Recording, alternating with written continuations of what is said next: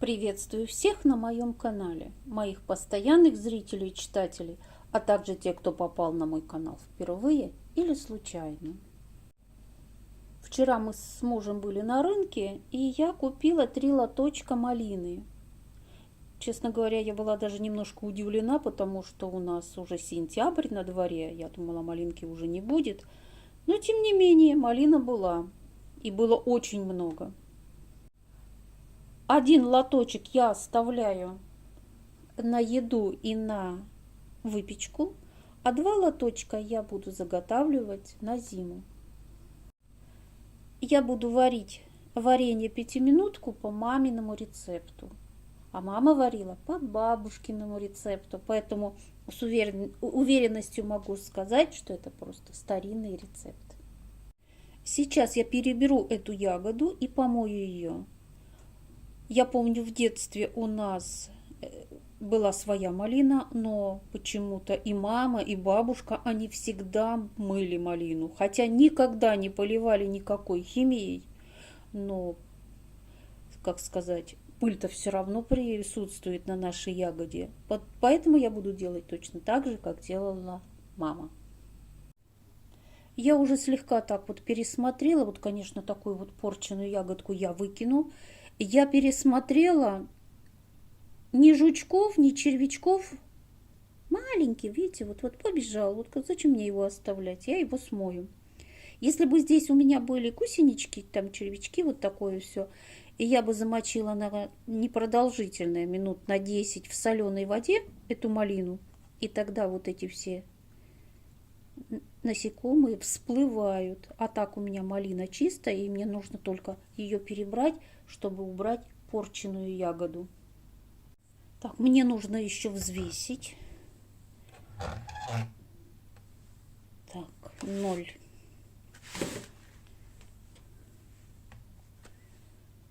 Ну, почти килограмм. Женщина сказала по килограмму, то есть будем считать, что нас не обманули. 994 грамма, это округляем по килограмму, то есть 2 килограмма малины. Ягоды я перебрала, и теперь буду мыть проточной водой, но очень-очень аккуратно. Конечно, лучше ее бы вчера было перерабатывать, но у меня вчера не получилось. Ну, как получилось, так получилось. Поэтому сейчас она, в принципе, плотненькая. Некоторые, конечно, самые спелые уже успели рассыпаться. Но ничего, я сейчас очень-очень аккуратно промою эту малину. Итак, я хорошенько промыла малину. Мыла под струей воды, но струя у меня падала не на малину, не в тазик, а на руку. Я вот так вот подставляю, и она во все стороны. Можно дуршлаг подставить. Он тоже будет распылять во все стороны. И таким образом малина остается целая, и она не разбивается. Сейчас я из этого тазика буду перекладывать в другой.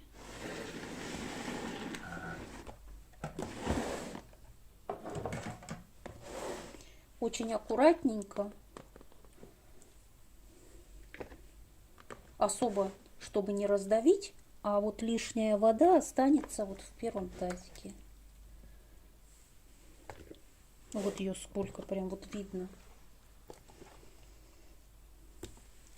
Все равно во время варки не удастся сохранить ягода к ягоде.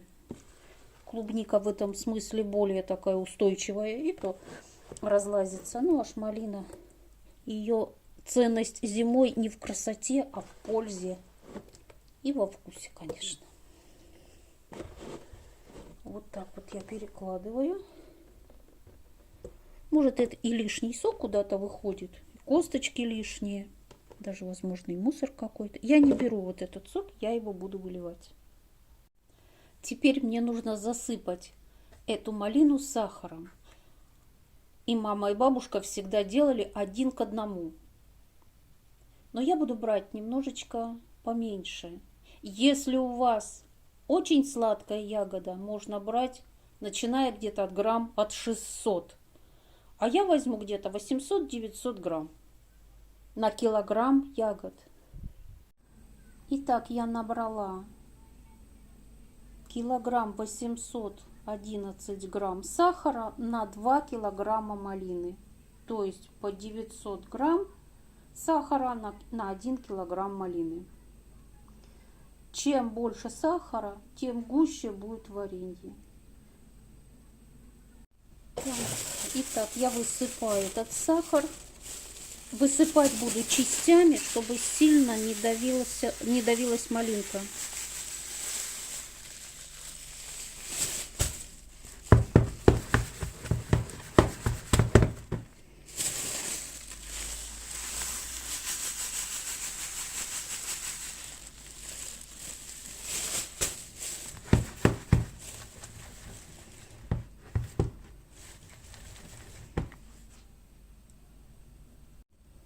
Для тех, кто любит ягоду перетертую с сахаром, уже на этом этапе можно начинать укладывать в банки и убирать в холодильник.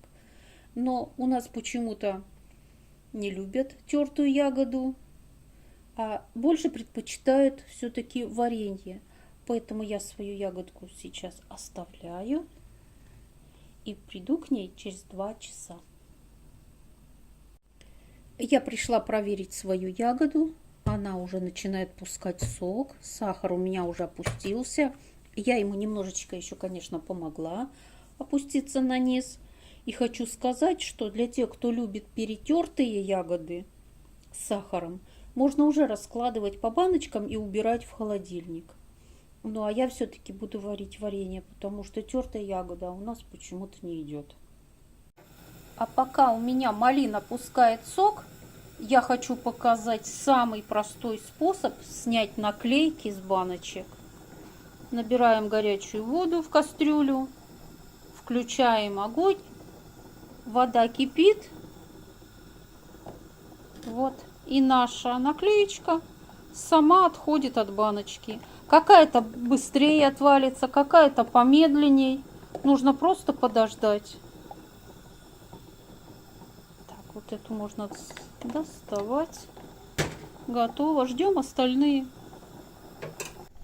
Если наклейка не отваливается сама, ей можно помочь. О, вот она уже и пошла. Помочь ножичком за краешек. Вот так. Раз.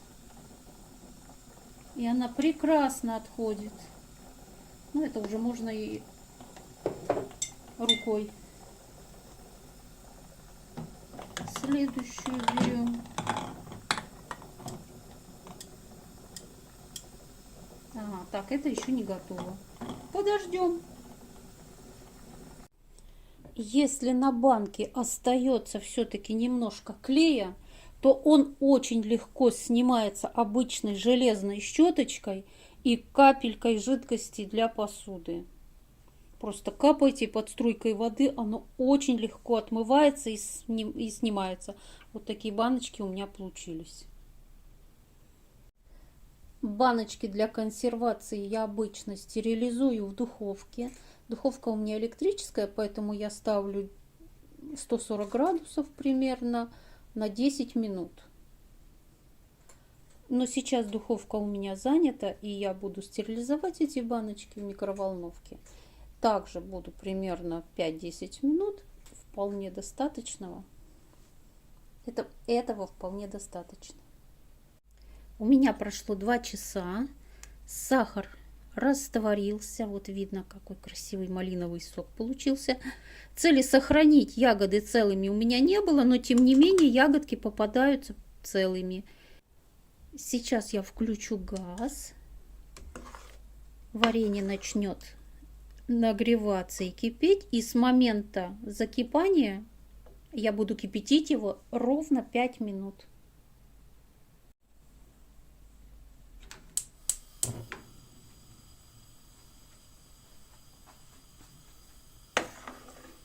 Ну все, сахара вообще нету на дне. Так что убираю свою маленькую ложечку и жду. Как только начинает закипать, появляется пенка. Я ее собираю в отдельную тарелочку.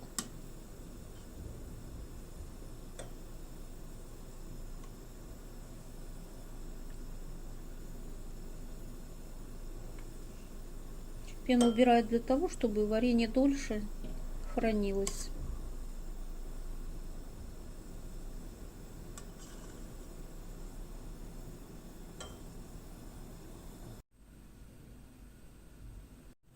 Варенье у меня начало кипеть. Я убавляю огонь. Пенку в это время я тоже снимаю.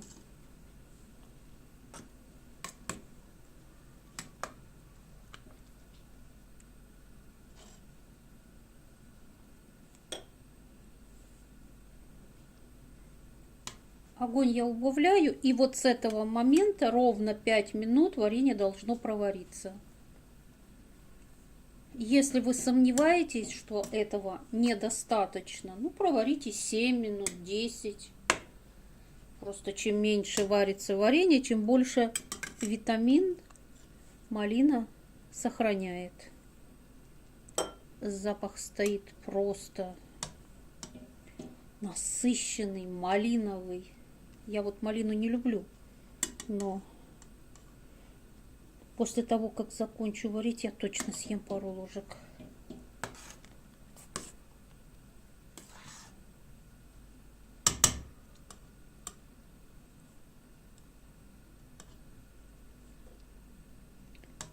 Оно прям на глазах темнеет. Когда остынет, оно, конечно же, не будет таким жиденьким.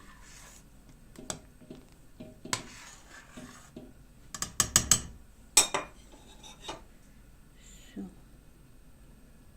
Пускай оно на среднем огне у меня прокипит еще.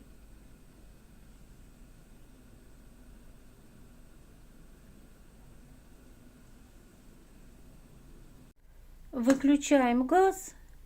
И пока варенье еще горячее, разливаем его по баночкам. Очень удобно такая вот леечка с широким донышком. Для всех видов консервации. И для варенья, и для салатов, и для компотов. Очень удобно.